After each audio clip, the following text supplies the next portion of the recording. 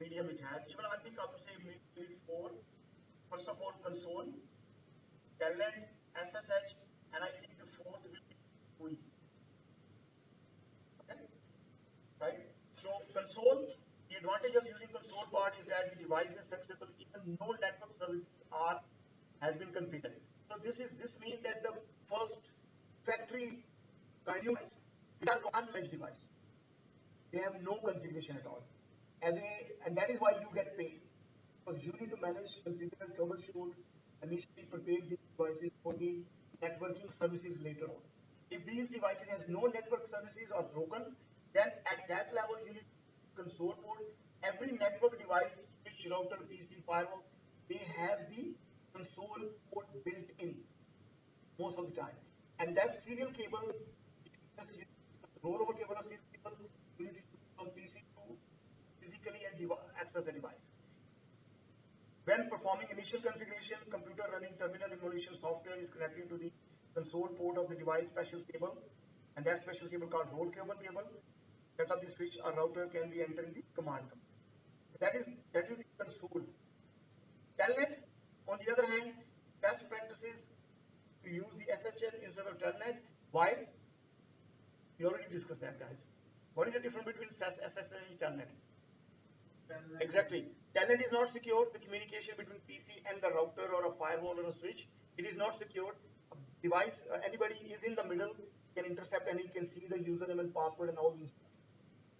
Cisco IOS devices include the Telnet server and Telnet client can be used to establish the Telnet communication over the device. SSH is recommended method for the remote management. Okay, the difference between Telnet, console. Console always needs some kind of physical presence most of the time, and that cable has certain length, and you can't be there. But like for example, if I'm configuring a device, maybe sitting in Washington or New York, maybe Singapore, or maybe in Tokyo, I can do this. But because I'm living in UK and I'm working in UK, I need Telnet and SSH. They do not require any physical cable. They require network connection. We need to configure those devices so they can communicate or they can actually interact with SSH and Telnet. Okay. SSH recommended method because it's the secure. SSH provides encrypted password authentication and transport the session. Keep the user ID, password, and detail of the management session private. Most version of the Cisco IS use Cisco server and client. So basically, there are 3 or even 4 access methods you can access these devices.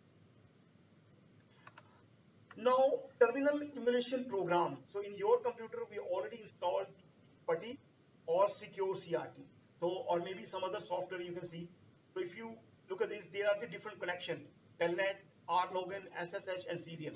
Serial most likely for is used for the console, SSH, RLogin, and Telnet. Let me see if I have. So you can see this is PuTTY. Okay, if you this is the PuTTY. If I use serial cable, if I select serial, SSH, RLogin, Telnet, you can see my ports are changed. These are the TCP UDP port when you connect those devices. Telnet, SSH, and serial. For the serial communication, you don't need to put any IP address, but for the Telnet, you need to put the host name or the IP address as well. This means that the device is already configured some kind of configuration or Telnet IP addresses so we can communicate with them.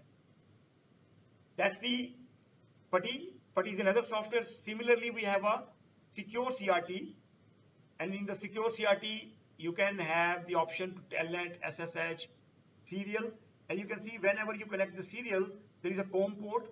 That COM port is like, and this is the setting all the time. This communication port will be established initial communication with my PC and the console port.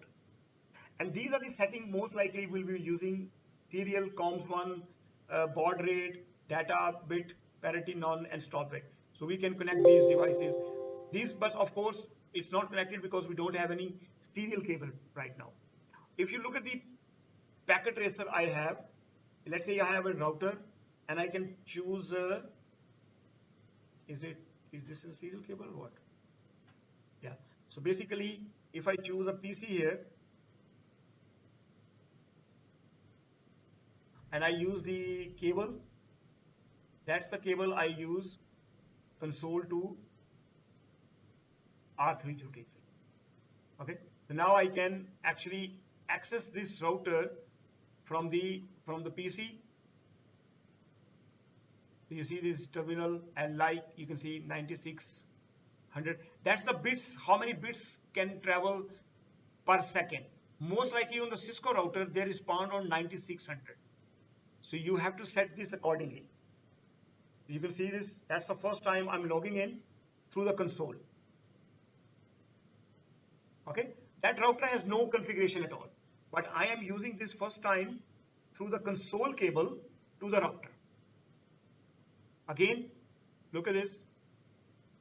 If you want to disconnect that, you can connect, like say for example, take this cable, take this PC first,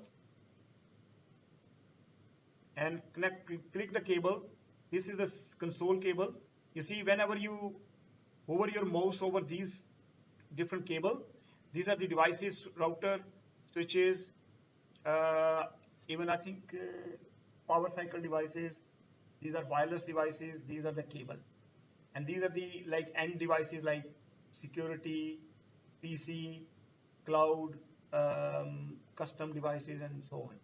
So most likely when you go to the cable, select the cable, you take this cable from console to the RS322, which is a standard actually. Double click that, go to the desktop and configure the terminal. When you click that, you will see you are in the console. So that is the first time that router has no configuration at all. Okay, this is the router. I have the router from the PC. Similarly, if you want to connect your router to the console cable through secure CRT, you need to choose the serial, not the SSH. Because if you choose the SSH or Telnet, they will be using different port, plus they will be using IP address. You see, I am telnetting from my machine to a device remotely with just the help of IP address. I have the communication with this PC. In order to establish the communication, I configured this device initially to the console. Always we have to do console. Yes, that's the first time. Yeah.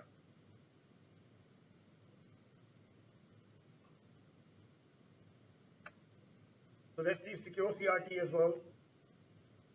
Secure CRT and PuTTY are only used for wireless. No, they can be used for Telnet, SSH. They are all protocols. They are wireless like. No. PuTTY is free. Secure CRT is free. After the same, then it doesn't tie up with any location.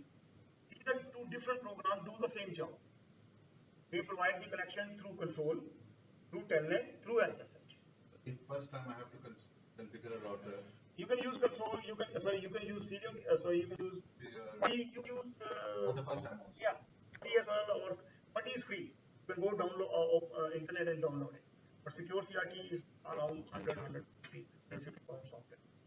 Okay. So they are. Last I was confused that put the cable inside a router and our system. Then we have to go to our command prompt or this software first? This software first. Okay. In this software, choose traction. Traction, if you see, traction serial. When you go the serial, mostly this is the COM1, 96, 100 speed, and you can see the same thing from the PuTTY as well. No difference. The only thing is that two same software. Like if you use Chrome or if you use internet browser, if you need to access the website, the programs are different, the interface is different. Okay. Let's say you do the same thing from PuTTY.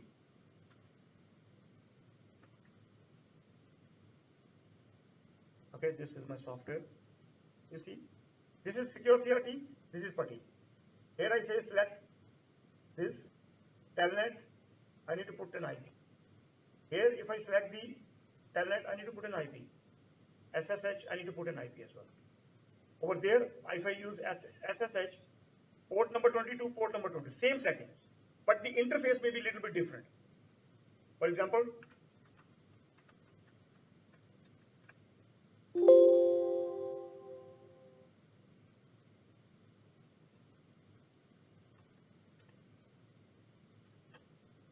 So that is my PuTTY interface, and that is my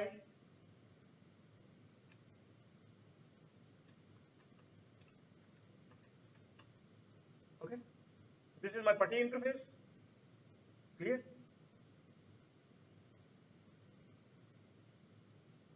So this is PuTTY. Okay, and that's the one is the secure CRT. Both are doing the same thing. From remote location, I am logging to manage the device. Okay, so the interface is different. As I said, like Chrome and the Internet Explorer. So obviously, no difference.